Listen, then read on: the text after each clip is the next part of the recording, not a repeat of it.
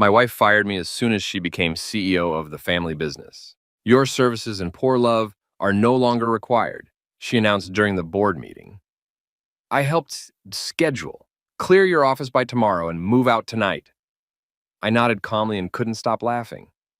Next morning would be fun. They say you never see the knife coming when it's held by someone you love. I'm standing in the boardroom right now, our boardroom, the one I designed 3 years ago when we renovated the top floor, and I'm watching my wife of 12 years tell me I'm fired. Not just fired, erased, deleted, rendered obsolete like outdated software. She's finally getting around to uninstalling. Your services are no longer required, Catherine says, and her voice has that particular quality I've come to recognize over the past 6 months. Cold, clinical. The voice she uses when she's reading quarterly reports or rejecting vendor proposals. Never the voice she used to use when she'd call me from business trips, whispering that she missed me, that she couldn't wait to come home. But that was before. Before her father died, before the will was read, before Catherine Harrington Chen became Catherine Harrington Chen, CEO of Harrington Industrial Solutions, the family business her great-grandfather built in 1952. I'm her husband. Was her husband? Still am her husband, technically, for another few minutes at least, until the paperwork she's no doubt already prepared makes its way through whatever express legal channels the Harrington family keeps on retainer. Your poor love, she continues, and there's something almost artistic about the way she emphasizes that word, is also no longer required. Around the table, the board members, her uncle Richard, her cousin James, the family lawyer Martin Bexley, and two outside directors who've been with the company since her father's tenure, sit in various states of discomfort. Richard is studying his water glass, like it contains the secrets of the universe. James has the decency to look away. Martin Bexley, though, is watching me with the kind of professional curiosity you'd expect from someone who bills $800 an hour to witness human suffering. Clear your office by tomorrow, Catherine says. She's standing at the head of the table, backlit by the floor-to-ceiling windows that overlook downtown Seattle. It's raining because of course it is. The sky is the color of old dishwater, and the Space Needle looks like a lonely sentinel in the distance. And I think absurdly that I'll miss this view. And move out tonight, the meeting I helped schedule. That's the part that keeps circling in my brain like a trapped bird. I scheduled this meeting. I sent out the calendar invites. I coordinated with everyone's assistants. I even ordered the catering. There's a tray of untouched croissants and fruit on the credenza, mocking me with their cheerful mundanity. I should feel something, I think. Rage, betrayal, the hot, sharp sting of humiliation. Instead, I feel nothing. No, that's not quite true. I feel the laugh building in my chest like carbonation, bubbles of pure absurdity rising up through my ribcage. I see, I say, and my voice is steady. Calm. I've been practicing this calmness for 6 months, ever since I realized what was happening, since I understood where this was all heading. Is there anything else, or is that the extent of this particular performance? Catherine's jaw tightens. There it is. That microscopic crack in her composure. She hates it when I don't react the way she expects. Always has. It's one of the things that drew her to me in the first place, back when we met at a charity gala 13 years ago. I was working as a consultant then, helping small businesses optimize their operations, and she was the brilliant, beautiful heiress who seemed genuinely interested in what I had to say about supply chain management. This isn't a performance, Daniel, she says. This is a business decision. Of course it is, I say. I nod slowly, thoughtfully, the way I used to nod when we'd sit up late at night, planning the future of the company, dreaming about what we could build together. A business decision. The laugh escapes then. Just a small one. A brief exhalation of sound that makes James flinch, and Richard finally look up from his water glass. Catherine's eyes narrow. Something funny? No, I say, and I'm smiling now. I can feel it stretching across my face. Nothing's funny, everything's perfectly clear. I stand up and the movement feels significant somehow, like I'm rising from more than just a leather executive chair. I'm wearing the suit Catherine bought me last Christmas, Navy Tom Ford, tailored to perfection, probably cost more than my first car. She has excellent taste, had excellent taste in me once upon a time. I'll have my office cleared by morning, I say. I look around the table, meeting each person's eyes in turn. Richard, who taught me to play golf and used to call me son. James, who was my groomsman. Martin Bexley, who I've never liked and who has clearly been planning this with Catherine for weeks, maybe months. And I'll be out of the house tonight. Good, Catherine says. But there's something uncertain in her voice now. Some small wobble in the foundation of her confidence. She expected tears, maybe. Begging, a scene. The Daniel she remembers would have made a scene. But that Daniel is gone. He's been gone since the day I found the file on her laptop. The file labeled Transition Plan. The file that outlined in meticulous detail exactly how Catherine intended to remove me from every aspect of her life. From the company, from the house, from the family, from existence, essentially. Tomorrow morning, then, I say, and I nod once more, polite, professional, the consummate employee receiving his termination with grace, and then I walk out of the boardroom. The door closes behind me with a soft, expensive click. And in the elevator, descending from the 20th floor to the parking garage, I start laughing. I laugh until tears run down my face. I laugh until my sides hurt. I laugh because tomorrow morning is going to be so much fun. You need context. Everyone needs context. That's what I've learned in my 12 years with Catherine, in my 8 years working at Harrington Industrial Solutions, in my 36 years on this planet, trying to figure out how the world actually works. Context is everything. So here's the context. I met Catherine Harrington at the Four Seasons Hotel in downtown Seattle on October 28th. It was a fundraiser for pediatric cancer research, the kind of event where tickets cost $1,000 and the wine flows like water and everyone pretends to care deeply about the cause while really just networking and sizing up potential business partners. I was there because my consulting firm, 3 guys in a rented office space, barely scraping by, had been hired to help organize the event logistics. I was 24, wearing a suit I'd bought at Nordstrom Rack, and I was supposed to be invisible. The help. The person who makes sure the AV equipment works and the speeches start on time. Catherine was 26, recently returned from getting her MBA at Wharton, and she was the most beautiful woman I'd ever seen. Not magazine beautiful, not artificial. She had her mother's Italian features and her father's English reserve, dark hair that fell to her shoulders, and this way of listening to people that made you feel like you were the only person in the room. She found me by the audio console, frantically trying to fix a microphone that had decided to start producing feedback at the exact moment the keynote speaker was approaching the podium. "You look stressed," she said. "The mic's possessed," I said, not looking up. "I'm performing an exorcism." She laughed, actually laughed. "Want help?" "Unless you have a degree in audio engineering, I'm not sure there's much." "I have a degree in business administration," she said.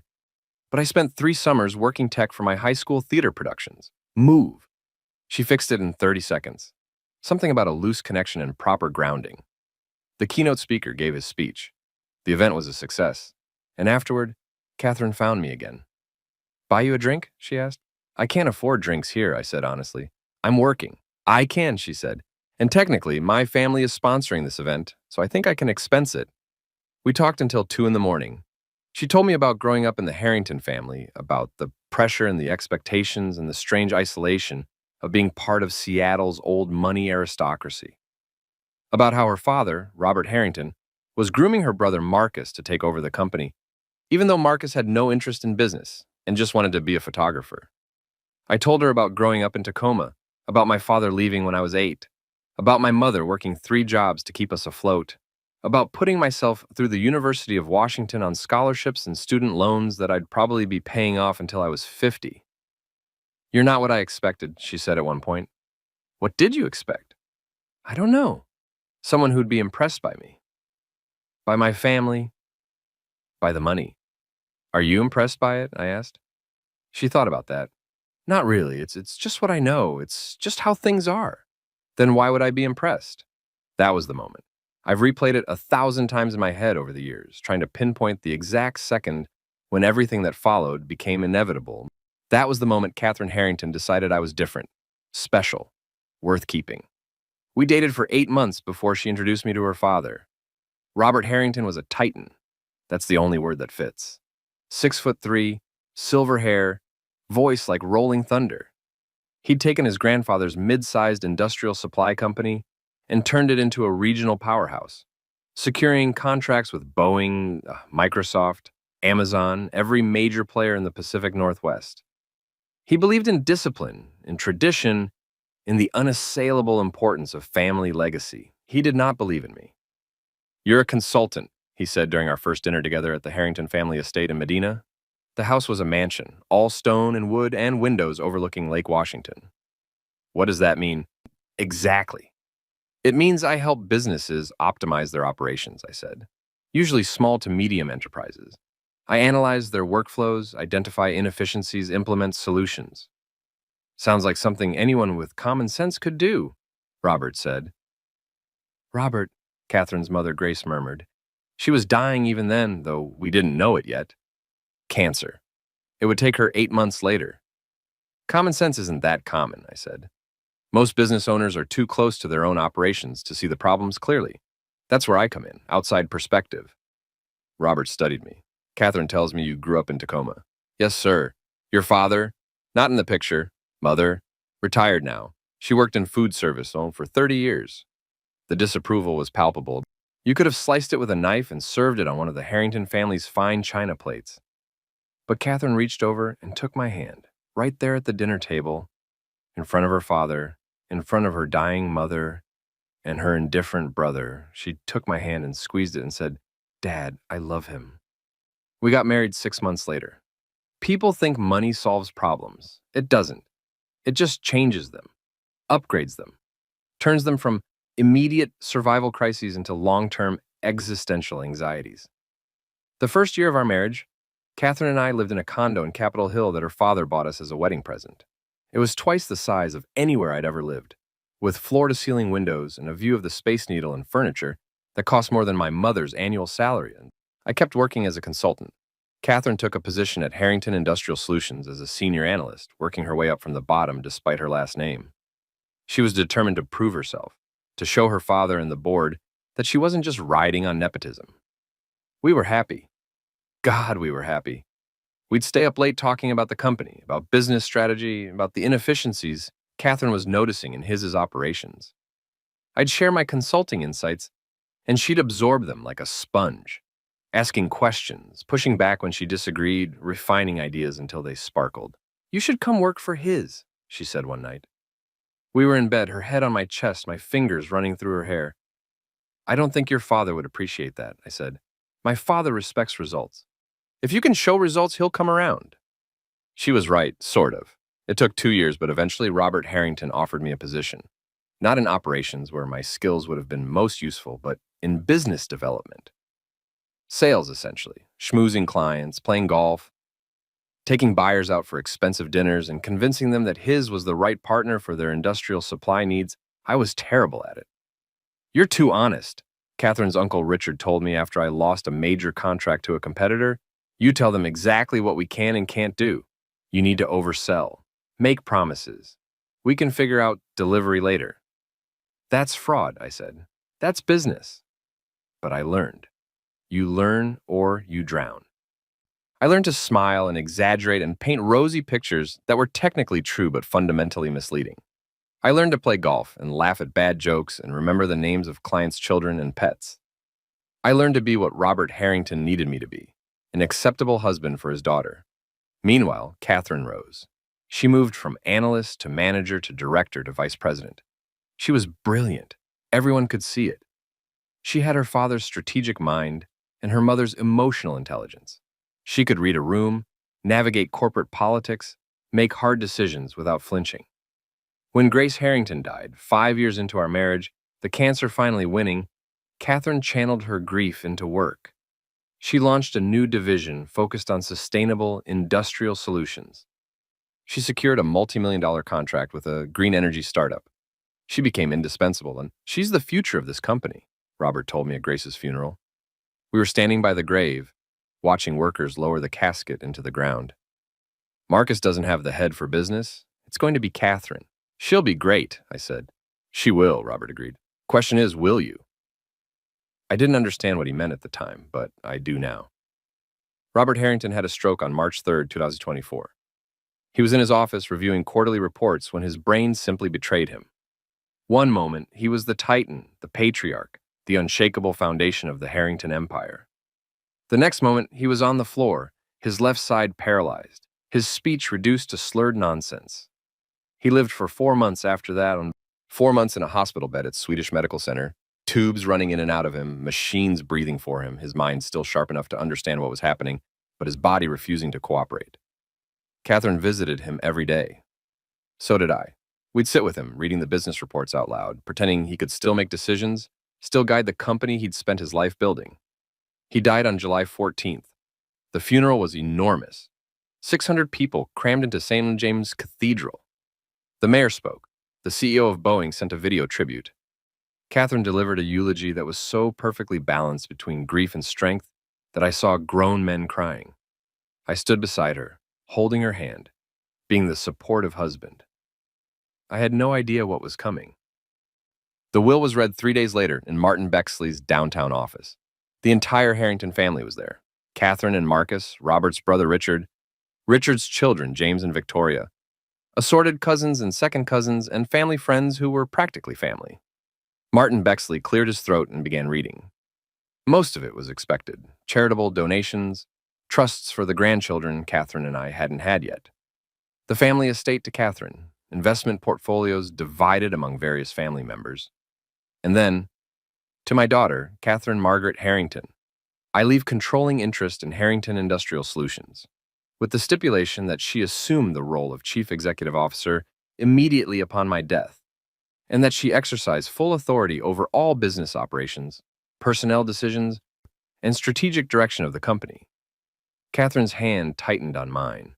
To my son, Marcus David Harrington, I leave a 20% stake in Harrington Industrial Solutions, with the understanding that his primary interests lie elsewhere, along with the property in San Juan Islands and the means to pursue his artistic endeavors without financial constraint.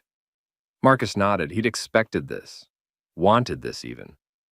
To my brother, Richard, and to the extended Harrington family, I leave gratitude and the assurance that Catherine will honor the legacy we've built. There was more, but none of it mattered. Catherine was CEO. Catherine was in control. Catherine was the Harrington family now. We went home that night to our house in Madison Park. We'd moved there 3 years earlier, another gift from Robert, and Catherine opened a bottle of wine that probably cost more than most people's monthly rent. To Dad, she said, raising her glass. To your dad, I echoed. We drank. You'll be amazing, I said. You know that, right? You're going to take the company to places your father never imagined. She looked at me then, and there was something in her eyes I'd never seen before. Something cold, calculating. We'll see, she said. It started small. Little things. Catherine working later. Coming home at 9, 10, 11 at night. Weekend calls that couldn't wait. Business trips that stretched from 3 days to a week to 2 weeks. I'm establishing my authority, she explained. I need the board to respect me. I need the employees to understand that things are changing. I understand, I said, and I did. Sort of. Taking over a company after your father dies, stepping into shoes that everyone assumes are too big for you. That takes effort. That takes sacrifice. What I didn't understand was why I was part of that sacrifice. The dinner stopped first. We used to have dinner together every night, sacred time, no phones allowed. But then Catherine started eating at the office. Then she started having working dinners with board members, with clients, with consultants. You should come, I'd say. These are business meetings, Daniel. It would be awkward. I work at the company, too. In business development. This is executive-level strategy. The bedroom was next. Catherine started going to bed later, waking up earlier. When we did manage to be in bed at the same time, she'd be on her laptop, reviewing documents, sending emails. Come back to me, I'd say, touching her shoulder. Not now, I'm working. It's midnight. Then go to sleep. The conversations dried up. We used to talk about everything: books, politics, family, dreams, stupid things we'd seen on the internet. Now we talked about logistics. Who was picking up dry cleaning? Whether we needed to schedule maintenance for her car. Did I remember to pay the lawn service? We became roommates. Then we became strangers. Then we became enemies, though only one of us knew it yet. I tried to bridge the gap. I really did. I'd plan date nights, make reservations at nice restaurants, suggest weekend getaways. I can't, Catherine would say. I have a board meeting. The board meeting is Thursday. I'm talking about Saturday. I need to prepare for the board meeting. Catherine, Daniel, please. I'm under a lot of pressure right now. Can you just give me some space? Space, that word haunted me. How much space, I wanted to ask. How much distance? When does space become permanent separation? When does a marriage become a memory? But I didn't ask. I gave her the space. I pulled back. I focused on my job at his, on maintaining relationships with clients, on being good at the one thing Robert Harrington had assigned me to do. And then, 6 months ago, I found the file. Catherine had left her laptop open on the kitchen island. This wasn't unusual. She was constantly leaving it open, constantly in the middle of something, constantly ready to jump back to work at a moment's notice. What was unusual was that she'd left it open while she was in the shower, and she'd left it open on a document instead of closing it or sleeping the screen. I wasn't snooping. I want to be clear about that. I was walking past, getting coffee, and I glanced at the screen out of habit the same way you might glance at someone's book cover on the bus. And I saw my name. Daniel Chen. Termination plan. The words stopped me like a physical wall. I stared at the screen. Upstairs, I could hear water running. Catherine singing softly, something by Sarah Bareilles.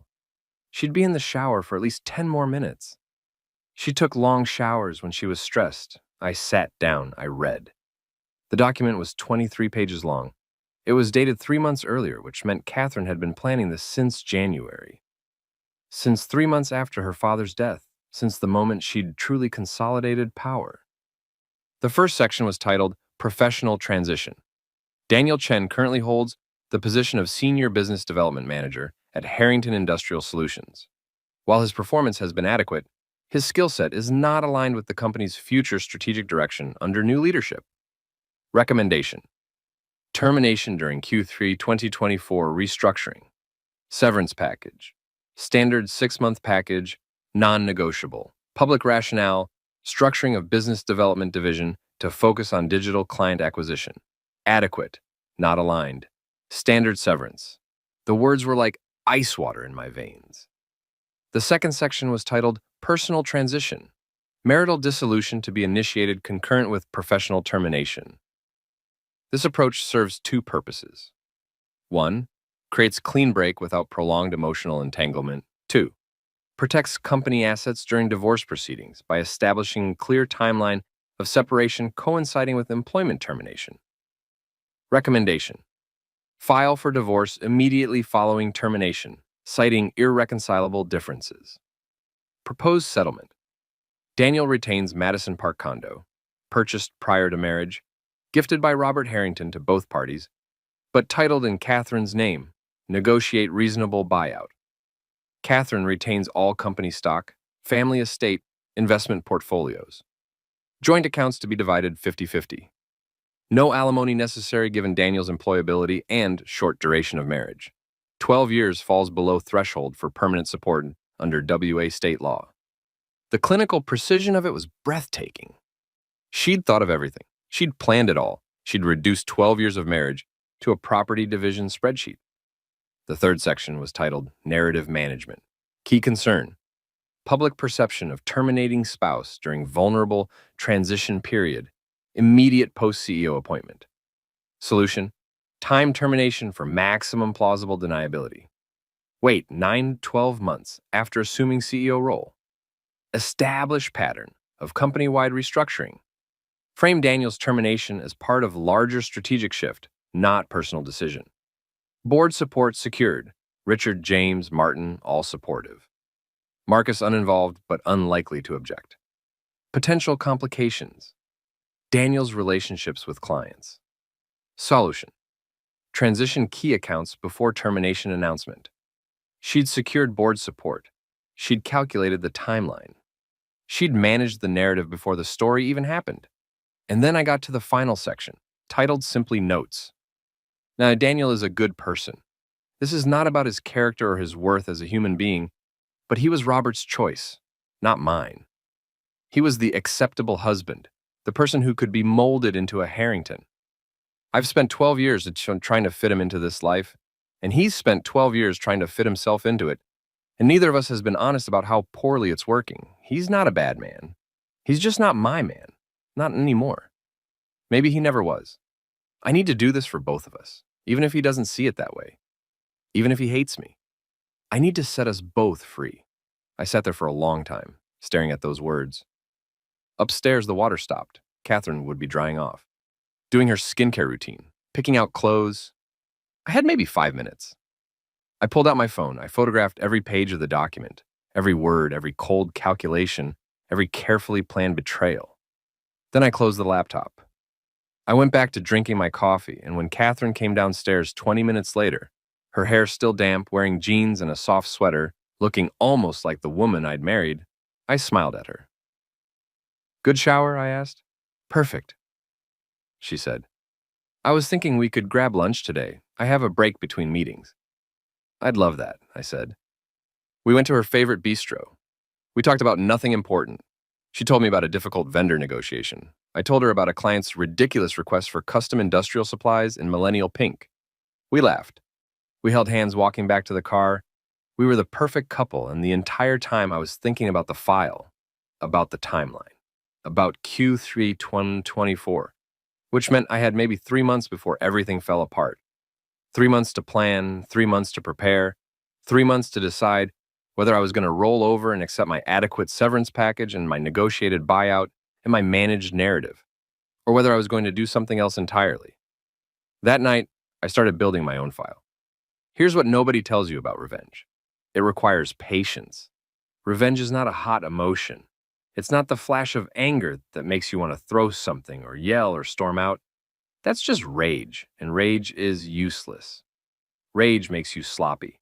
Rage makes you predictable. Real revenge is cold, methodical. It's a long game and played with perfect information and absolute commitment. It's research. I started with the company. I'd worked at Harrington Industrial Solutions for 8 years. I was in business development, which meant I was technically outside the core operations, but I wasn't blind. I knew people. I had access to systems. I understood how things worked. And I understood something Catherine apparently didn't realize. Her father had trusted me. Not overtly, not publicly. But Robert Harrington, in his final years, had started copying me on emails, asking my opinion on operational issues, including me in strategic planning sessions that had nothing to do with business development. You have good instincts, he told me once. You see things clearly. No ego clouding your judgment. I thought he was just being kind. Now I understood. He was testing me, grooming me, preparing me to be a real asset to the company, not just Catherine's acceptable husband. And in the process, he'd given me access to things. System permissions that hadn't been revoked when he died. Email chains that documented decisions and strategies. Financial data that showed the real state of his operations. I started downloading everything. Every document I could access, every email thread, every financial report. I copied it all to an encrypted external drive that I kept in my gym bag, figuring Catherine would never look there. She hadn't been to the gym with me in 2 years. What I found was fascinating. Harrington Industrial Solutions was profitable, very profitable, but it was also deeply inefficient. Robert had built an empire through force of personality and relationship management, but the actual operations were a mess. Redundant processes, bloated middle management, vendor contracts that hadn't been renegotiated in a decade, an IT infrastructure that was held together with duct tape and prayers. Catherine knew this. The entire restructuring narrative in her termination plan wasn't just cover. The company actually needed restructuring. But she was going about it wrong. She was cutting people without understanding what they did. She was renegotiating contracts without understanding the relationship capital her father had built. She was implementing new software systems without proper training or transition planning. She was making catastrophic mistakes. And the board was letting her because they were all old guard Harrington loyalists who didn't want to undermine the new CEO during her vulnerable transition period. Classic. I kept documenting. I built spreadsheets. I created analyses showing exactly how Catherine's changes were actually costing the company money, how her aggressive timeline was alienating key employees, how her lack of operational experience was creating bottlenecks and inefficiencies.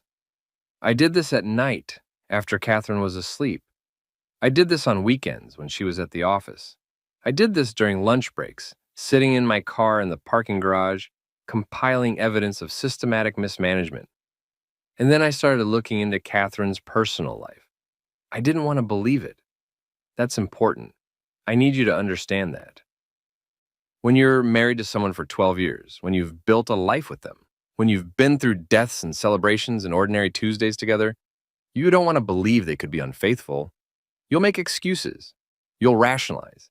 You'll tell yourself that the late nights are just work, that the distance is just stress, that the cold shoulder in bed is just exhaustion. You'll lie to yourself because the truth is too ugly. But I couldn't lie to myself anymore. Not after finding the termination plan, not after seeing exactly how disposable I was in Catherine's eyes. So I hired a private investigator. His name was Marcus Reed, no relation to Catherine's brother, and he came recommended by a client who'd used him during a messy divorce. Marcus was expensive, discreet, and thorough. He looked like someone's accountant, which was apparently perfect for surveillance work because nobody had ever noticed him. "What am I looking for?" he asked during our first meeting. We met in a coffee shop in Ballard, far from anywhere Catherine or I would normally go. "I don't know," I said honestly. "My wife is planning to divorce me. I want to know if there's a reason beyond the ones she's listed in her termination plan." I showed him the relevant pages on my phone. He read them without expression. "She's thorough," he said. "She's a CEO. Fair. Give me 2 weeks." He called me 12 days later. "We need to meet," he said. This time we met in his office, a cramped space in a building near the airport. Marcus had a wall of monitors showing various surveillance feeds, none of which I could identify. He handed me a folder. "Your wife is having an affair," he said without preamble. "Has been for approximately 8 months. Started in January, shortly after she became CEO." The words landed on me like physical blows. 8 months, January. The same month she'd started drafting the termination plan. "Who?" I asked. My voice sounded strange, distant. "Trevor Walsh. He's the COO at Cascade Tech Solutions, one of his major clients. They met during contract negotiations last fall.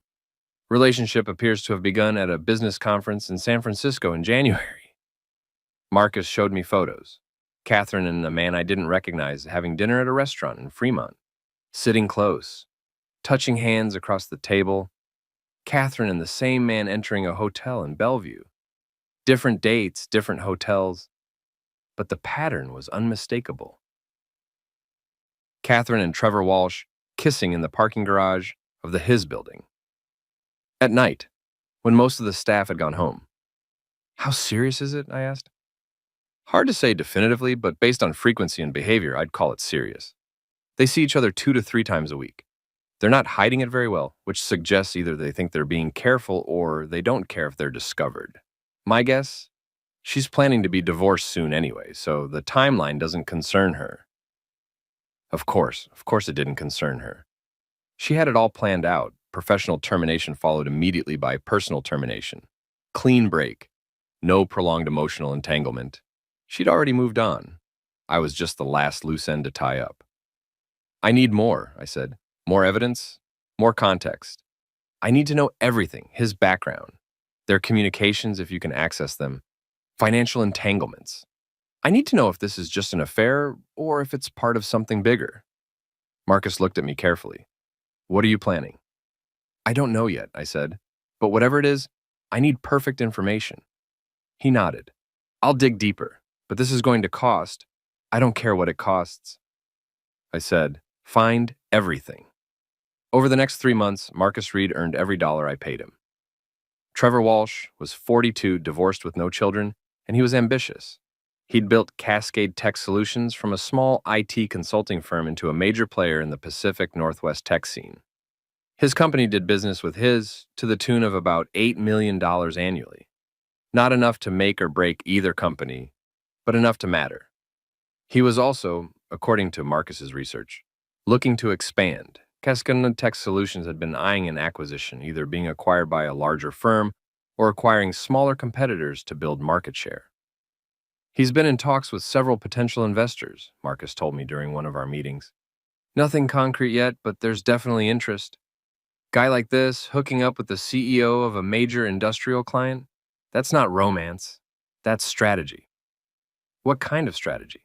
My guess? He's leveraging the relationship to secure a stronger position with his, maybe angling for an exclusive contract or preferential terms. If he plays it right, he can use that connection to show investors that Cascade Tech Solutions has deep ties with major regional players, makes his company more attractive for acquisition or funding. I thought about that. And Catherine? She's either in on it or she's being used. Hard to say which. Could be both. I needed to know which. So I started attending the same business networking events where Trevor Walsh appeared. Chamber of Commerce meetings, industry conferences, charity fundraisers. I made sure to introduce myself, made sure he knew I was Catherine's husband. Trevor Walsh was handsome in that generic executive way. Good haircut, expensive watch, gym membership he actually used. He had a firm handshake and a practiced smile. Daniel Chen, he said when we met at a tech industry mixer in Pioneer Square. I've heard great things. Catherine speaks very highly of you. Liar. She's mentioned you too, I said smoothly. Cascade Tech Solutions is doing great work with his.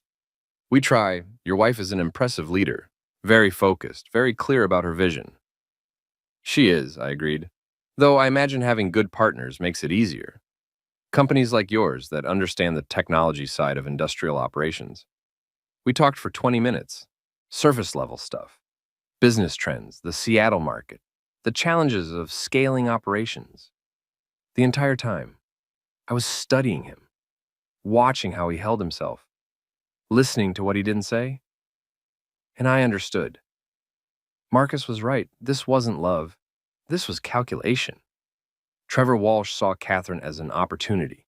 And Catherine, brilliant, strategic Catherine, either saw Trevor the same way or was blind to being used. I had 3 months before Q3 ended. 3 months before Catherine planned to execute her termination plan. I needed to work faster. Nights became my productive hours. Catherine was working late consistently now, often not coming home until after 11. When she did come home, she'd pour herself a glass of wine, maybe eat something light, then disappear into her home office to work some more. We barely spoke. How was your day? I'd ask. Busy, she'd say. That was it. That was our marriage in its final months. Busy. But those empty evenings gave me time. I compiled everything into a master file. Multiple copies, actually, one on my encrypted external drive. One in a cloud storage account Catherine didn't know about. One physical copy stored in a safety deposit box I'd rented under my mother's name. The file contained Section 1, Financial Mismanagement. Detailed analysis of every operational decision Catherine had made since becoming CEO. The contracts she'd renegotiated that actually increased costs. The staff she'd cut who were doing critical work. The technology implementations that were failing because of poor training.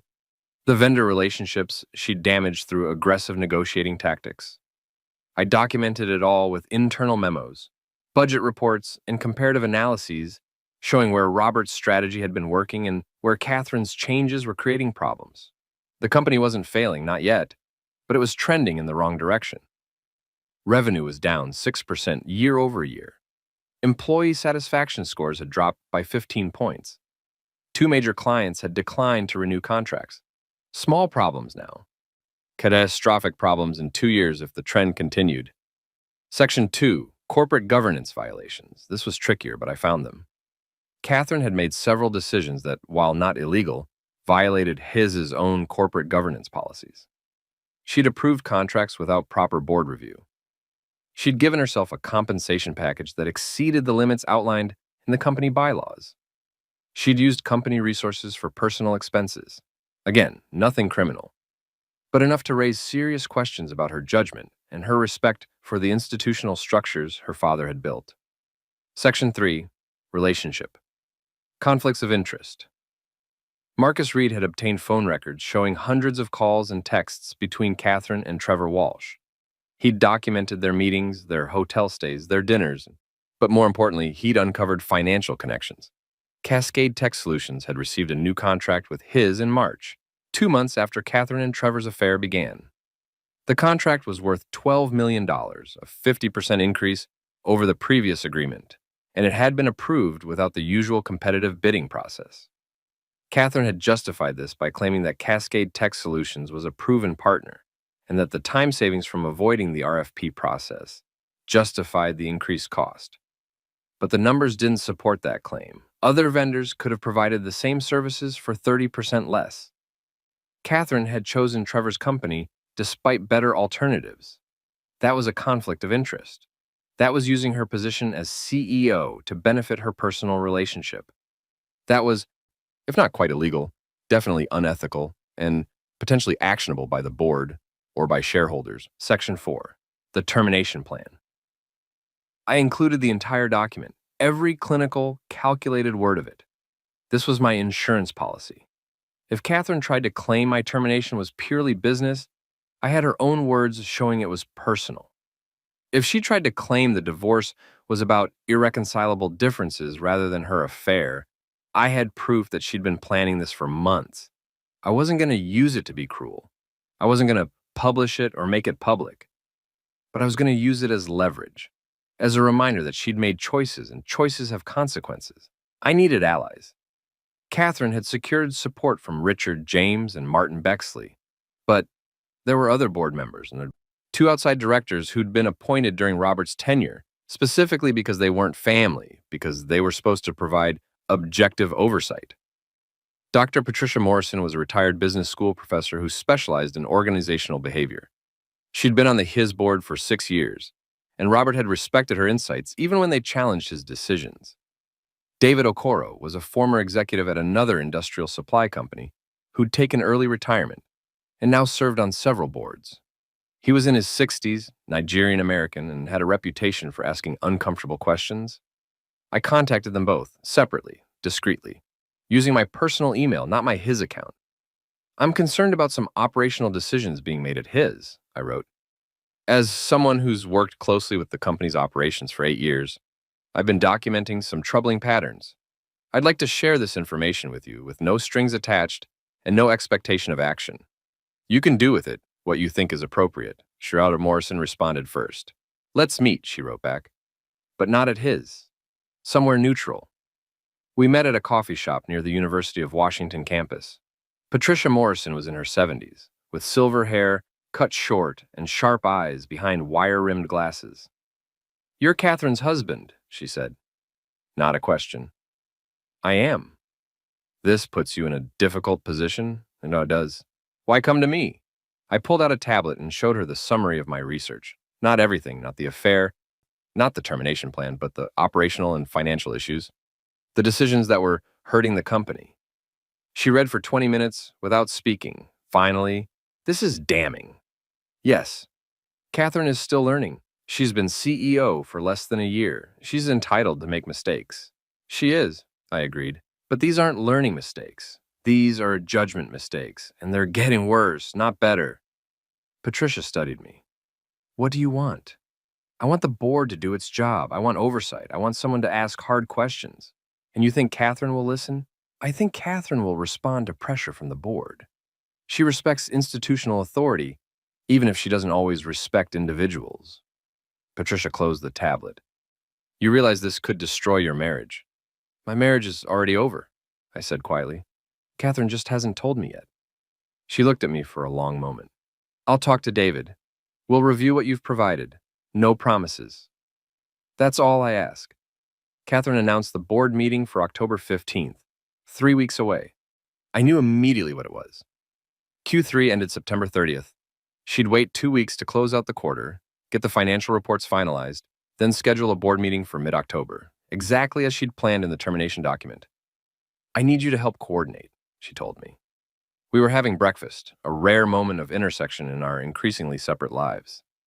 Send out the invites. Make sure everyone can attend. Order catering. What's the agenda? I asked casually. Restructuring announcement. We're streamlining business development to focus more on digital client acquisition.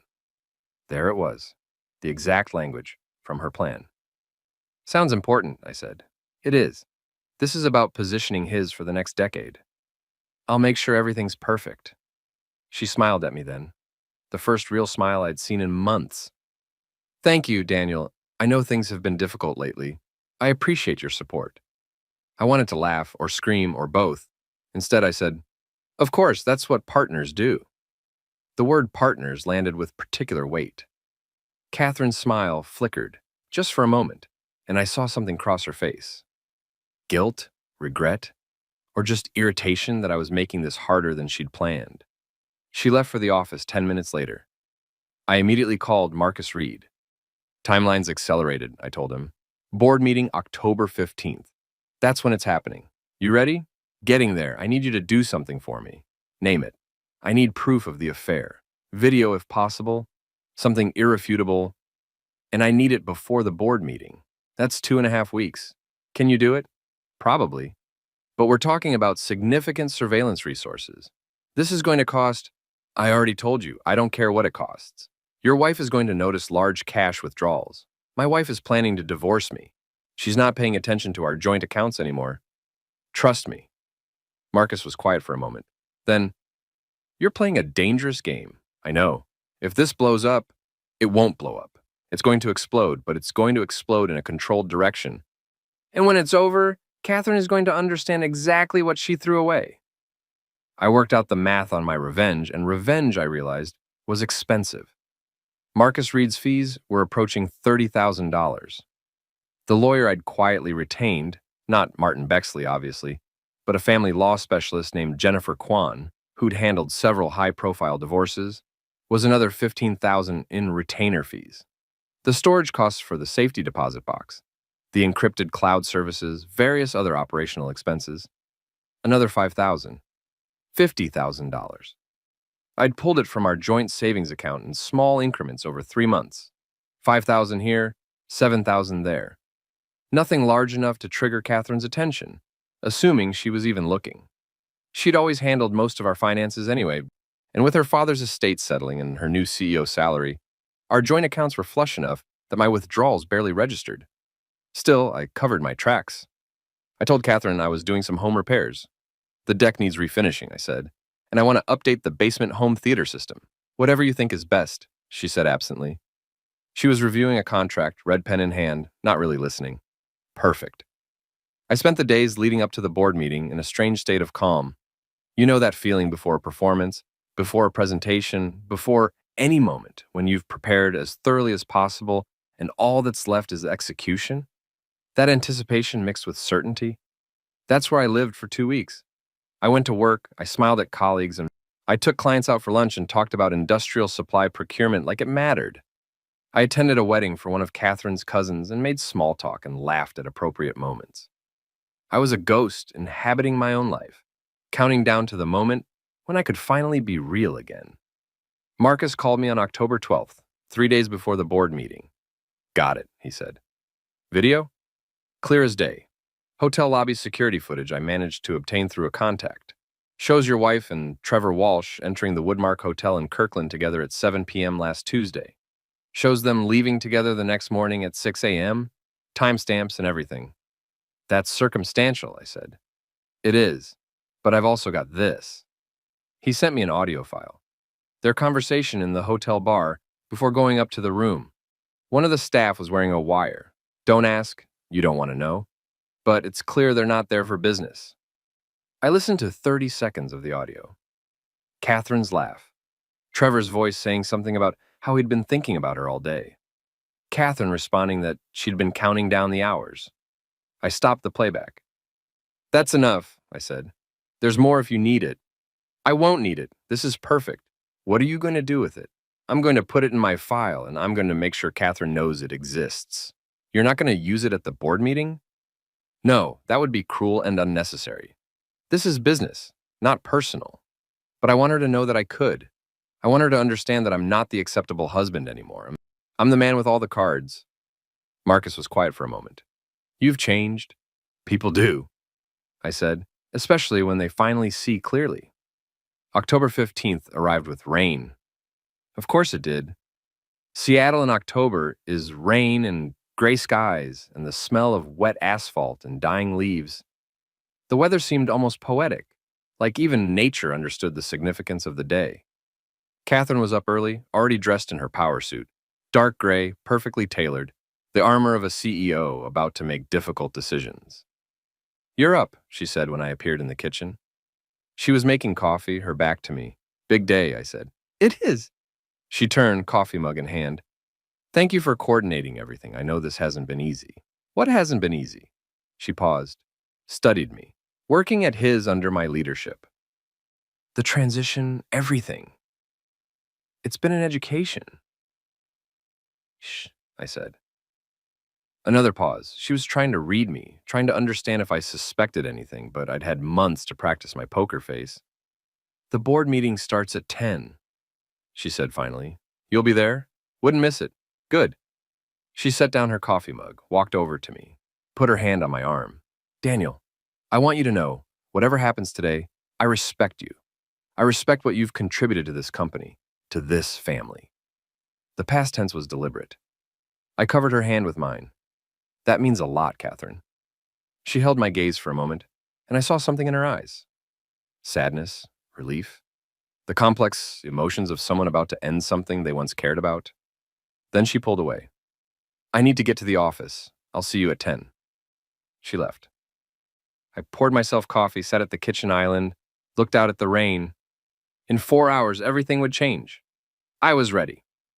The boardroom on the 20th floor of the Harrington Industrial Solutions building was designed to impress. Floor-to-ceiling windows overlooking Seattle. A table made from a single piece of reclaimed wood that had come from an old-growth Douglas fir. Leather chairs that cost more than most people's monthly rent. I'd helped design this room 3 years ago. Now I was sitting in it, watching my wife prepare to fire me. The board members arrived at 9:45 a.m. Richard Harrington, looking uncomfortable in a suit that was slightly too tight. James, his son, scrolling through his phone with the distracted air of someone who'd rather be elsewhere. Martin Bexley, the lawyer, carrying an expensive leather portfolio and wearing the expression of a man who knew exactly what was about to happen. Dr. Patricia Morrison arrived at 9:50, and she caught my eye briefly, a small nod. Acknowledgement. David Okoro arrived last at 9:55, apologizing for traffic. He took his seat and immediately pulled out a leather notebook, old school, the kind where you write things by hand. Catherine sat at the head of the table. I sat 6 chairs down in the middle of the board arrangement, close enough to hear everything, far enough to maintain the illusion of separation. Thank you all for being here, Catherine began. Her voice was strong, confident, the voice of someone who'd practiced this speech multiple times. We have several items to cover today, but I want to start with the most significant, operational restructuring. She pulled up a presentation on the large screen mounted on the wall, slides she'd spent weeks perfecting. As you know, his has been operating on the same business development model for nearly 2 decades. While this model served us well under my father's leadership, the marketplace has evolved. Digital client acquisition is now the primary driver of growth in our industry. We need to pivot. She clicked to the next slide. Organization chart. Boxes and lines showing the current structure of the business development division. To that end, I'm proposing we restructure our business development team. We'll be eliminating 3 senior positions and 2 junior positions, redirecting those resources toward building out a digital marketing team and investing in CRM automation. My name wasn't on the slide yet, but everyone in the room knew it was coming. Daniel, Catherine said, and her voice softened slightly. Whether genuine emotion or performance, I couldn't tell. I want to thank you for your 8 years of service to this company. You've been instrumental in maintaining client relationships and representing his in the business community. Past tense again. However, your position is among those being eliminated as part of this restructuring. Your services, she paused, and I could see her choosing her words carefully, are no longer aligned with our strategic direction. She clicked to another slide. Severance packages, 6 months salary, continuation of health benefits, standard corporate separation agreement. We're offering a generous severance package, Catherine continued, and of course, we'll provide excellent references for your next opportunity. Around the table, various board members were reacting in various ways. Richard looked sad. James looked bored. Martin Bexley looked satisfied. Patricia Morrison was watching me. David Okoro was writing something in his notebook. Catherine took a breath. And then, perhaps because she couldn't help herself, perhaps because she needed to fully own this moment, she added, Your poor love is also no longer required. The words hung in the air. Several board members looked confused. Martin Bexley's eyes widened slightly. That hadn't been in the script, and lawyers hate when clients go off script. I'm sorry, Patricia Morrison said. Could you clarify that last statement? Catherine realized her mistake. I meant his position. The position is no longer required. But the damage was done. She'd revealed something. Let the personal bleed into the professional. Clear your office by tomorrow, Catherine continued, trying to regain control. And she stopped. Because I was laughing, not loud, not hysterical, just a quiet, genuine laugh. Everyone turned to look at me. I'm sorry, I said, still smiling. I don't mean to interrupt. Please, continue. Catherine's jaw tightened. Is something funny, Daniel? No, I said. I stood up slowly and I nodded to her, polite, respectful, the consummate professional. Everything's perfectly clear. Thank you for the opportunity to serve this company. I'll have my office cleared by tomorrow morning. I turned to leave. Daniel, Patricia Morrison said, before you go, I have a few questions for Catherine about this restructuring plan. If you wouldn't mind staying for a moment? I paused, turned back. Of course. Catherine looked uncertain. Patricia, I'm not sure what questions you could have. The restructuring plan has been reviewed. By whom? David Okoro asked, looking up from his notebook. By Martin and myself. Not by the full board, Patricia said. It wasn't a question. The CEO has authority to make operational decisions without full board approval, Martin Bexley interjected. That's clearly outlined in the corporate governance documents. Within certain parameters, David said. Major restructuring that eliminates 20% of a division typically requires board consultation. Catherine's confident expression was cracking. This is consultation. That's why we're having this meeting. This isn't consultation, Patricia said gently. This is notification. You've already made the decision. You've already prepared the severance packages. You've already set the timeline. She pulled out her own tablet. I have been reviewing his operational performance over the past 9 months, since you became CEO. Catherine's face paled slightly. Revenue is down 6% year over year. Employee satisfaction scores have dropped significantly. We've lost 2 major client contracts. Meanwhile, you've approved several large expenditures without competitive bidding, including, Patricia consulted her notes, a $12 million contract with Cascade Tech Solutions that represents a 50% increase over their previous agreement. Cascade Tech Solutions is a proven partner, Catherine said. The time savings from avoiding the RFP process justified the increased cost. Did it? David asked. Because according to the analysis I received, other vendors could have provided similar services for 30% less. That's a $3.6 million difference. That's not time savings. That's wasteful spending. Catherine looked at Martin Bexley. Where is this analysis coming from? Patricia Morrison looked at me. Daniel? This was it. The moment I'd been planning for 3 months. I reached into my bag and pulled out a folder. Not the full file, that would come later if needed, but enough. The operational analysis. The financial data. The documentation of poor decisions. I've been documenting operational concerns for the past several months, I said. My voice was calm, level. As someone who's worked closely with this company for 8 years, I felt it was my responsibility to ensure board members had complete information. I handed copies to Patricia and David. Richard and James looked confused. Martin Bexley looked furious. Catherine looked betrayed. You went behind my back, she said. I provided information to board members who have a fiduciary duty to oversee company operations. I corrected. That's not going behind your back. That's ensuring proper corporate governance. This is inappropriate, Martin Bexley said.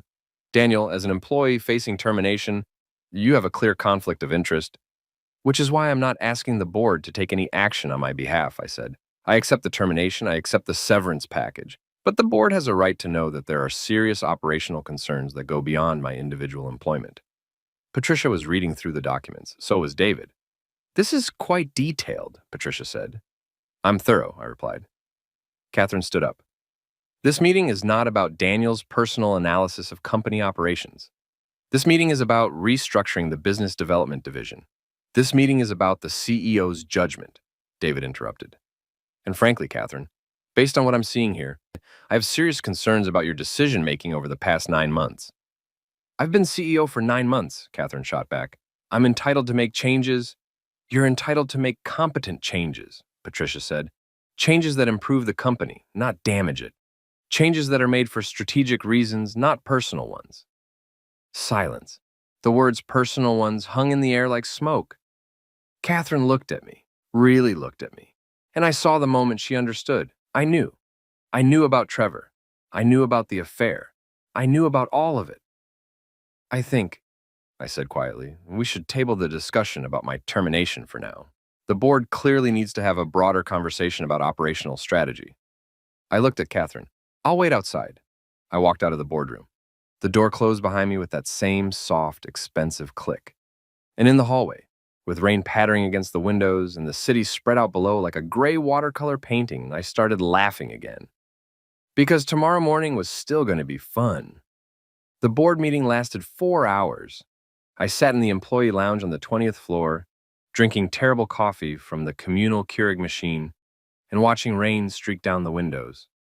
Other employees came and went, eyeing me curiously. Word had apparently spread that something significant was happening in the boardroom, but nobody asked questions. At 2:15 p.m., my phone buzzed. Patricia Morrison. We need to talk. Not today, tomorrow. 9 a.m., same coffee shop. Me. I'll be there. At 2:47 p.m., David Okoro emerged from the boardroom. He saw me, nodded once, and headed for the elevators without a word. At 3:30 p.m., Richard and James left together, talking in low voices. At 4:15 p.m., Martin Bexley stormed out, his face red, his expensive leather portfolio clutched under his arm like a shield. At 5:00 p.m., Catherine finally emerged. She looked exhausted. Her perfect CEO armor had cracked somewhere around hour 3, and now she just looked like a woman who'd been through an ordeal. She saw me. Our eyes met. We need to talk, she said. I agree. Not here. Home. I'll meet you there. I drove separately, which gave me time to think, to prepare, to center myself for whatever was coming. When I arrived at our house in Madison Park, the house Robert Harrington had gifted us, the house where we'd built 12 years of life together, Catherine was already there, standing in the kitchen with a glass of wine. Want one? She asked. No. She nodded, took a long drink, set the glass down. How long have you known? She asked. About all of it. The restructuring plan, the termination, She couldn't quite say it. The affair? I supplied. Since June. June. She closed her eyes. How? I found your file. Transition plan. Very thorough, by the way. Very strategic. Daniel? And then I hired a private investigator. He confirmed what I'd already suspected. You and Trevor Walsh, 8 months. Hotels in Bellevue, Kirkland, sometimes Portland, when you're supposedly at conferences. Catherine's face had gone pale. You hired a private investigator? I did. I have video evidence, audio recordings, phone records, financial documentation showing that you approved a $12 million contract for his company 2 months after your affair started. I paused. I have everything, Catherine. Every lie, every calculation, every moment you decided I was disposable. She sat down heavily on one of the kitchen bar stools. It wasn't supposed to happen like this. How is it supposed to happen? You fire me in front of the board, I accept my adequate severance package, we have an amicable divorce, and you move on with Trevor? Was that the plan? It's more complicated than that. Explain it to me then. Make me understand how 12 years of marriage becomes your services are no longer required. Catherine looked up at me and there were tears in her eyes. Real tears, I thought, not performance. You were never supposed to be permanent, she said quietly. You understand that, don't you? My father chose you, not me. He chose you because you were safe, because you were moldable, because you were the acceptable husband who wouldn't threaten the family legacy. And her voice broke. I tried, Daniel. I really tried to love you the way you deserved. But you were always his choice, not mine. The words should have hurt more than they did. Maybe I'd known all along. Maybe some part of me had always understood that Catherine Harrington, brilliant and beautiful and born into Seattle aristocracy, had settled for me, had made the practical choice, had married the consultant from Tacoma because her father approved and because I fit the role of supportive husband. So Trevor is your choice? I asked. Trevor is, she struggled for words. Trevor is someone who sees me as an equal, who wants to build something with me, not just support something I'm building. Who doesn't look at me like I'm some impossible standard he's trying to live up to? I never looked at you that way. You did. You do. You've spent 12 years trying to be good enough for me, for my family, for this life. And I've spent 12 years feeling guilty that you had to try so hard. There was truth in that. Painful, complicated truth. So you decided to end it, I said. Professionally and personally, clean break. I thought it would be easier for both of us. If we ripped off the bandage. In front of the board? That was a mistake, the personal comment. I didn't mean to. She wiped her eyes. I'm sorry. I shouldn't have said that. But you meant it. I meant that we're over. That we've been over for a long time and neither of us has had the courage to admit it. Maybe she was right. Maybe we had been over. Maybe I'd been holding on to something that was already dead, preserved only by routine and obligation and the fear of starting over, but that didn't excuse what she'd done. You could have talked to me, I said. You could have been honest. Instead, you made a strategic plan for my removal. You treated me like a problem to be solved, not a person you'd built a life with. I know. And you started an affair with a business partner. You used your position as CEO to benefit Trevor's company. You compromised his interests for personal reasons. It's not that simple. It's exactly that simple. And now the board knows it. Patricia and David are going to recommend a full operational review. They're going to scrutinize every decision you've made since becoming CEO. They're going to find all the places where your judgment failed. Catherine's tears stopped. Her expression hardened. What do you want? What do I want? From this conversation, from this situation. You clearly have leverage. You have evidence. You could destroy me if you wanted to, so what do you want? I thought about that. I'd spent 3 months planning this moment, 3 months documenting and researching and building my case. 3 months imagining exactly how I'd dismantled Catherine's world the way she'd planned to dismantle mine. But standing here in our kitchen, looking at my wife of 12 years, seeing her scared and angry and cornered, I realized something. I didn't want it to destroy her. I wanted her to understand. I want you to know that I wasn't disposable, I said finally. I want you to know that the years we spent together mattered, even if they're over. I want you to know that you made choices, and those choices had consequences, and you don't get to control how this ends just because you're the CEO. Catherine stared at me. I'm going to take the severance package, I continued. I'm going to clear my office tomorrow. I'm going to move out. We're going to get divorced, and we're going to split everything fairly, no matter what you thought fair meant in your transition plan. Daniel, but I'm also going to make sure the board knows everything, not the affair. That's between you and Trevor and your own conscience. But the operational issues, the financial concerns, the pattern of poor judgment, the board needs to know because his deserves better than a CEO who's making decisions based on emotions and relationships instead of strategy. They'll force me out, Catherine said quietly. If you give them all that evidence, they'll ask for my resignation. Maybe. Or maybe they'll give you a chance to fix it. To prove you can lead without letting personal complications cloud your judgment. That's up to you. I picked up my keys from the counter. I'll be staying at a hotel tonight. Tomorrow I'll come by to pack some things. We can figure out the details later. I walked toward the door.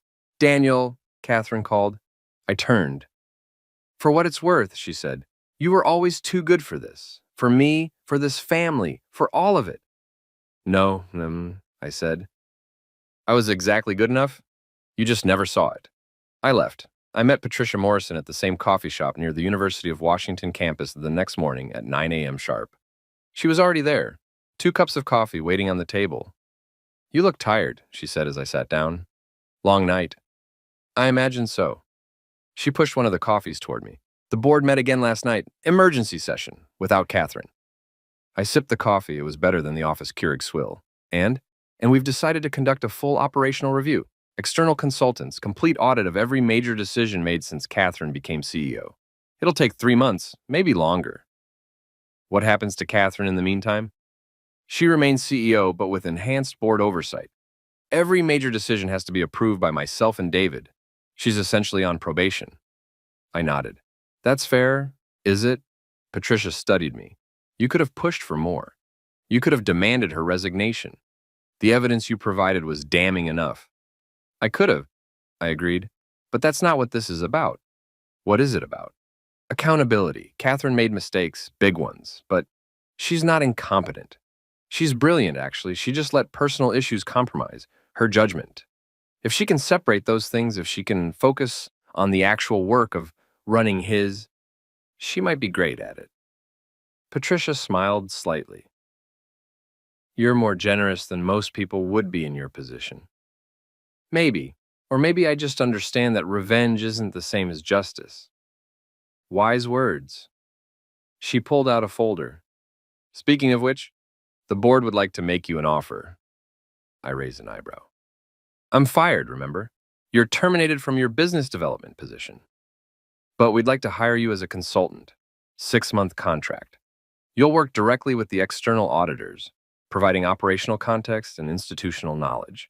Essentially, you'll help clean up the mess. I stared at her. You're serious? Completely. David suggested it.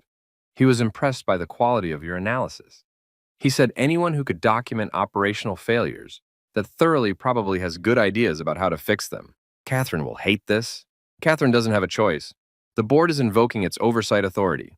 If she wants to remain CEO, she has to accept our conditions. And one of those conditions is that we bring in people we trust to help with the operational review. I thought about it. Working at his for another 6 months. Seeing Catherine regularly. Navigating the awkward reality of being her soon-to-be ex-husband, who's also consulting for the company she runs. It sounded complicated. It sounded messy. It sounded exactly like the kind of challenge I needed. What's the pay? I asked. Patricia named a figure that was double my former salary. I almost choked on my coffee. That's excessive. That's market rate for operational consultants with your level of expertise and institutional knowledge.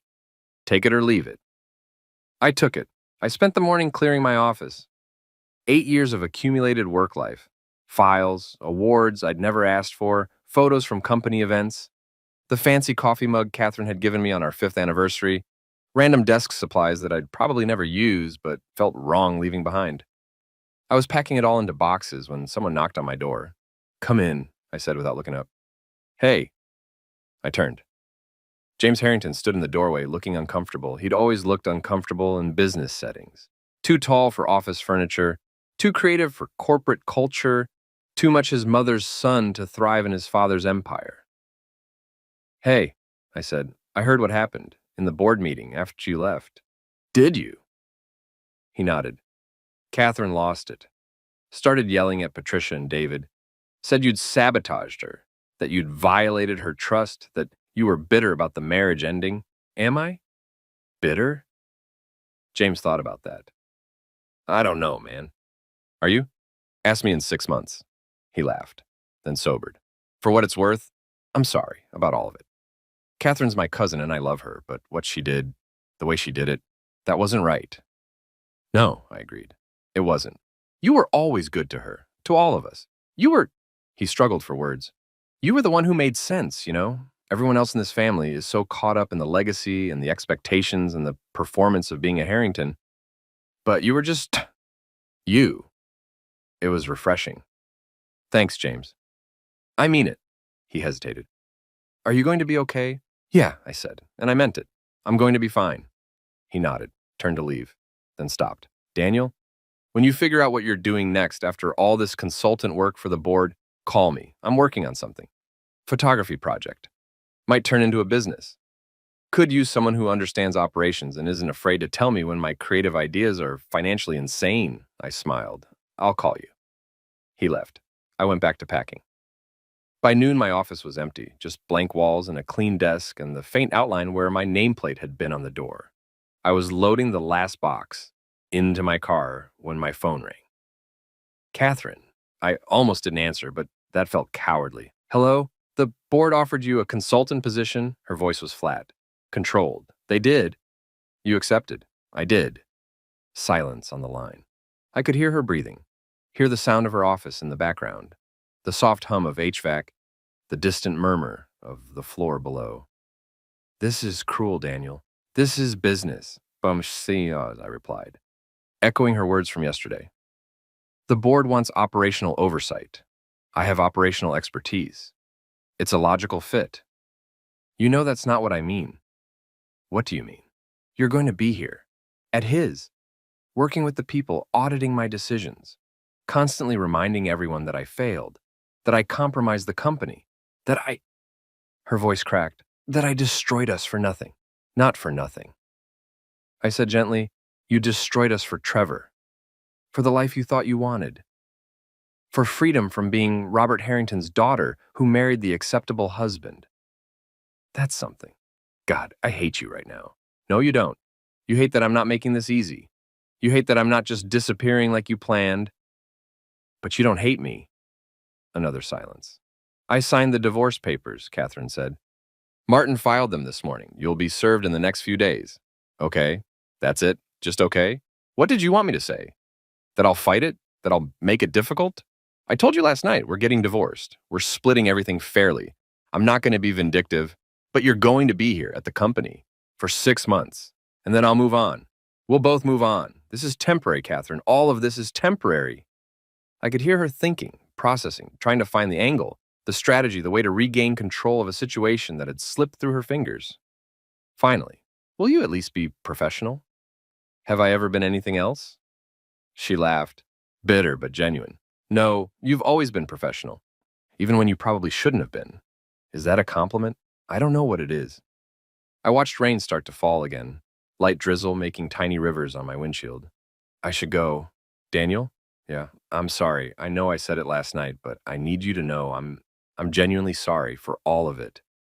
I know, I said, and I did. Catherine was many things, calculating, strategic, sometimes cold, but she wasn't cruel for cruelty's sake. She'd made choices she thought were right, choices she thought were necessary, and those choices had blown up in her face. She was sorry.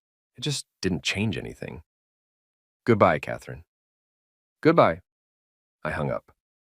I sat in my car for a long time, watching the rain, thinking about 12 years of marriage that had ended with 2 goodbyes in a parking garage. Then I started the engine and drove away. The next 6 months were strange. I was back at his, but not really. I had an office on the 19th floor, 1 floor down from the executive suite, which felt symbolic. And I worked with the external auditing team that Patricia and David had brought in. The auditors were exactly what you'd expect. Hyper-competent, detail-oriented professionals who asked uncomfortable questions and didn't care about politics or feelings. They interviewed everyone. They reviewed every contract. They analyzed every financial decision Catherine had made since becoming CEO. My role was to provide context, to explain the history behind decisions, to identify the patterns that numbers alone couldn't show. It was fascinating work, actually, and it was therapeutic. I got to see his the way I'd always wanted to see it, clearly, objectively, without the complications of being the CEO's husband or the acceptable son-in-law or the guy from Tacoma who married up. I was just a consultant doing a job. Catherine and I developed a careful dance during those months. We'd see each other in the elevator, in the halls, occasionally in meetings. We'd nod, we'd say hello, we'd be professionally cordial. We never talked about anything personal. The divorce proceeded smoothly, which surprised me. Catherine's lawyer and my lawyer negotiated everything with minimal drama. We split the joint accounts 50-50. I took the condo in Capitol Hill. Catherine bought out my interest in the Madison Park House, which was fine. That place had too many memories anyway. When we divided the wedding gifts and the art and the furniture like we were liquidating a business partnership, which I suppose we were. By January, we were officially divorced. By February, the auditors released their findings. I was in Patricia Morrison's office when she gave me the advance copy of the report. This is confidential, she said. The board will review it next week, but I wanted you to see it first. I read through the executive summary. The auditors had found significant operational inefficiencies. They'd found several decisions that had cost the company money unnecessarily. They'd found governance violations, minor ones, but violations nonetheless. But they'd also found that Catherine's core strategic vision was sound. Her focus on digital transformation made sense. Her push for sustainable solutions was forward-thinking. Her attempts to modernize Heis's operations were necessary, if poorly executed. The report recommended significant oversight for the next year, but it didn't recommend termination. Catherine could stay if she could learn from her mistakes. What happens now? I asked Patricia. The board presents this to Catherine. We give her a clear choice: accept enhanced oversight, implement the recommended changes, and prove she can lead effectively, or resign. And if she accepts, then we spend the next year watching her very carefully. You'll be part of that. The board wants to extend your contract. I'd been expecting this. For how long? Another year, same terms, same pay. You'd continue providing operational consulting, but also helping implement the recommended changes. Essentially, you'd be an unofficial COO, reporting directly to the board. I thought about that. A year, working at his, working near Catherine, rebuilding the company her father had left her. It should have felt wrong. Instead, it felt right. I'll do it, I said, on one condition. Name it. I want operational authority, real authority, not just consulting. If I'm going to help fix this place, I need to be able to make decisions. Patricia smiled. Done. I'll have Martin draw up the contract. The board meeting where Catherine received the audit findings was scheduled for March 3rd, 1 year exactly since Robert Harrington had his stroke. The poetry of that timing wasn't lost on anyone. I wasn't invited to the meeting, this was between Catherine and the board, but Patricia called me afterward. She took it better than expected, Patricia said. She read the report, she listened to our concerns, she didn't make excuses. What did she say? She said she understood, that she'd made mistakes, that she wanted the opportunity to fix them. And Trevor Walsh? Patricia paused. She ended it. 3 weeks ago, apparently, told him she needed to focus on the company, no distractions. I felt something at that news. Not jealousy exactly, not satisfaction. Just a kind of recognition that Catherine was making different choices now. Better choices. There's something else, Patricia said. Catherine asked if she could talk to you, privately. She said she has something she needs to tell you. About? She wouldn't say, but she was insistent, said it was important. I agreed to meet her. We met at a neutral location, a park near Green Lake, far from his, far from our old life together. It was early March, and Seattle was doing that thing where winter transitions to spring, rain one moment, sun the next, everything green and gray and full of contradictory promise. Catherine was waiting by the lake when I arrived. She looked different, softer maybe.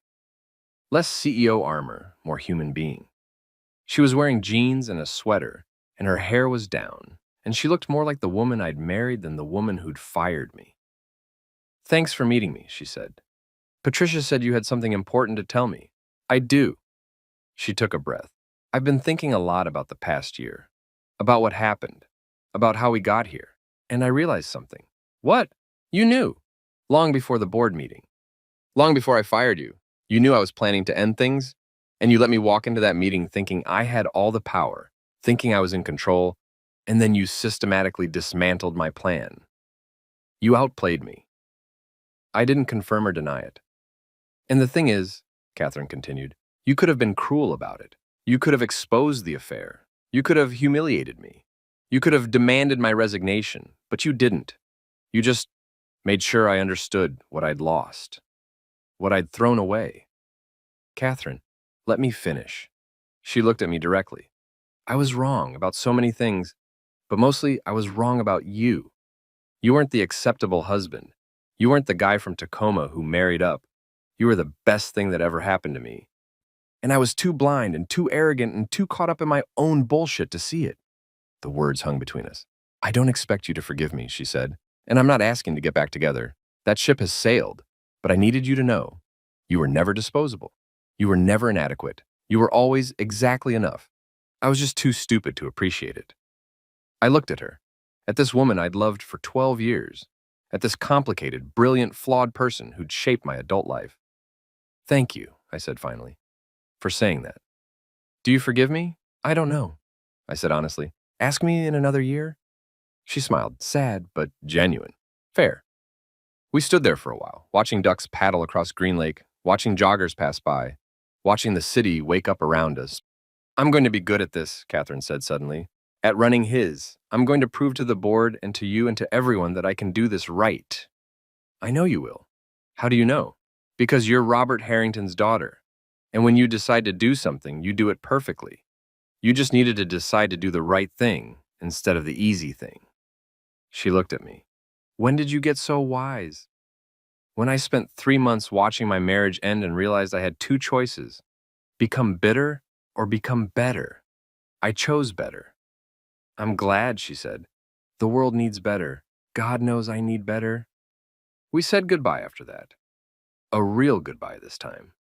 Not the parking garage goodbye or the kitchen goodbye or any of the other false endings we'd had over the past year. This was the real ending. And it was okay.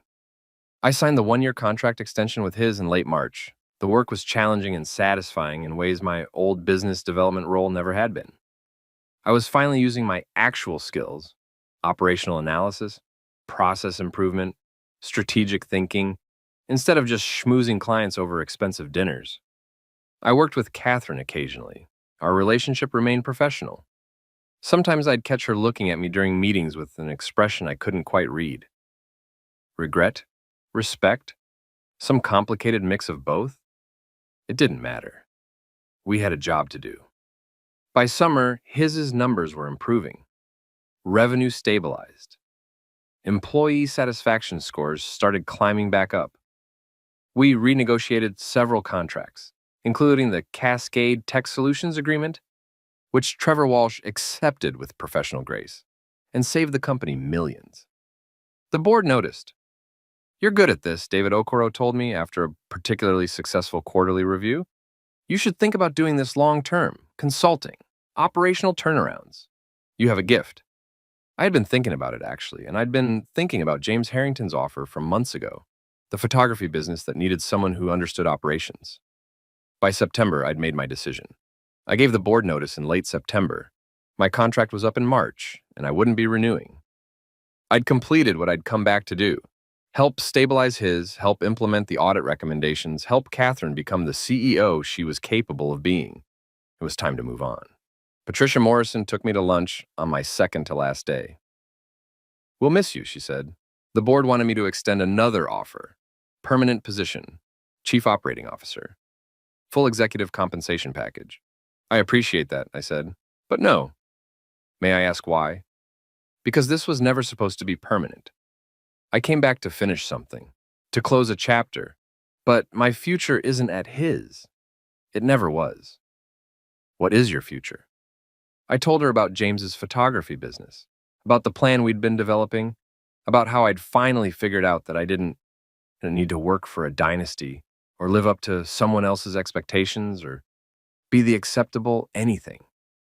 I could just be Daniel Chen, consultant and business partner and person who helped creative people turn their dreams into sustainable enterprises. Patricia smiled. Robert would have been proud of you. Would he? Absolutely. He always said the mark of a good man wasn't how he handled success, but how he handled betrayal. You handled it with grace. I handled it with strategy, I corrected. Grace came later. She laughed. Fair distinction. My last day at his was March 2nd, 2026. 2 years, almost to the day, since Robert Harrington's stroke. 1 year and 5 months since Catherine had fired me in that boardroom. The company threw me a small goodbye party in the evening. Nothing elaborate, just cake and coffee and a few kind words from various people I'd worked with over the years. Catherine gave a short speech. Daniel Chen has been part of the Harrington family for 14 years, she said. She was standing by the windows, backlit by the Seattle skyline, just like she'd been during my firing. But her voice was different now, warmer, real. He's been a colleague, a friend, a partner, and occasionally a pain in my ass when I needed someone to tell me I was wrong. People laughed. He's helped this company more than most people know. He's helped me more than I deserve. And while I'm sad to see him go, I'm excited to see what he builds next. Because if there's one thing I've learned about Daniel, it's that he's very good at building things, even when other people are actively trying to tear them down. Her eyes met mine on that last sentence. Message received. After the party, after most people had left, Catherine approached me. Can we talk? She asked, one last time. Sure. We went to the boardroom. Empty now. Just us and the city lights and the ghosts of all the meetings we'd had in this space. I have something for you, Catherine said. She handed me an envelope. I opened it. Inside was a check. A big check. 6 figures. What is this? Your share, Catherine said, of the Madison Park house. When we divorced, I bought you out at market rate, but the house appreciated significantly in the year since. I'm paying you the difference. It's what you're owed. I stared at the check. You didn't have to do this. Yes, I did. You were right when you said I treated you like you were disposable. You were right about a lot of things. This is me acknowledging that. This is me making it right. I folded the check, put it in my pocket. Thank you. Thank you, she said, for everything, for not destroying me when you could have, for helping me become better, her voice caught, for being exactly who you were, even when I couldn't appreciate it. We stood there in the boardroom for a long moment. Then Catherine did something unexpected. She hugged me. It was brief, professional almost, but real. Be happy, Daniel, she whispered. You deserve it. You too, I said. We separated. She nodded once, then turned and walked out of the boardroom. I stood there alone for a few more minutes, looking out at Seattle, at the city where I'd built and lost and rebuilt a life. Then I turned off the lights and walked out, and I'm sitting in a coffee shop in Capitol Hill on a Saturday morning in March 2028, reading the Seattle Times. The headline on the business section makes me smile. Harrington Industrial Solutions posts record profits under CEO Catherine Harrington. The article is glowing. It talks about how Catherine has transformed his into a leader in sustainable industrial solutions, how she's expanded into new markets, how employee satisfaction is at an all-time high, how she's become one of Seattle's most respected CEOs. It mentions, in passing, that she's engaged to a local architect named David Park. No mention of Trevor Walsh. That chapter is closed. Good for her. My phone buzzes. Text from James Harrington. James, finished editing the photos from the Iceland shoot. Want to come by the studio later? Also, potential investor meeting next week. Need you to make me sound financially responsible. Me. I'll do my best. That's a tall order, James. Rude but fair. I smile and put my phone away. Harrington Creative Group is thriving. James's photography business has expanded into video production, commercial work, even some documentary projects. I handle the operations, the finances, the boring parts that allow James to focus on being creative. We're profitable, growing, building something that matters. I'm building something that matters, and I'm doing it on my own terms, with my own choices, without needing anyone's approval or validation. The coffee shop door opens, and someone sits down across from me. Sorry I'm late, she says. Traffic was terrible. Her name is Sarah. She's a public defender. We met at a mutual friend's dinner party 6 months ago, and we've been seeing each other since. She's brilliant and funny, and she has no idea who the Harrington family is, which is refreshing. How was court? I ask. Long, frustrating. I won, though. Of course you did. She steals a sip of my coffee. What are you reading? I show her the article about Catherine. That's your ex-wife, right? Yeah. She sounds impressive. She is. Sarah studies me. Do you regret it? The divorce? I think about that, about 12 years of marriage, about the termination plan and the betrayal, and the systematic dismantling of someone else's revenge. About the morning after the board meeting, when I'd sat in my car laughing because I knew tomorrow was going to be fun. It had been fun. Painful, complicated, messy, but fundamentally deeply fun. Not because I'd enjoyed hurting Catherine, but because I'd finally understood my own worth. Because I'd stopped being the acceptable husband and started being myself. No, I tell Sarah, I don't regret it. It was necessary. We were necessary, for a time, but we're not anymore. And now I'm here, with you, building something new. That's enough. Sarah smiles, leans over and kisses me. Good answer. We sit there for a while, drinking coffee, talking about nothing important, watching the city move around us. Later, I'll go to James's studio. Later, I'll review the financials for our next quarter. Later, I'll call my mother, who retired to Arizona and calls me weekly to make sure I'm eating properly, and tell her about Sarah, about work, about life. Later, I'll live the life I chose instead of the life someone else chose for me. But right now, I'm just sitting in a coffee shop on a Saturday morning, reading the newspaper, drinking coffee with someone I care about. Right now, I'm exactly where I'm supposed to be. And tomorrow? Tomorrow will be whatever I make it.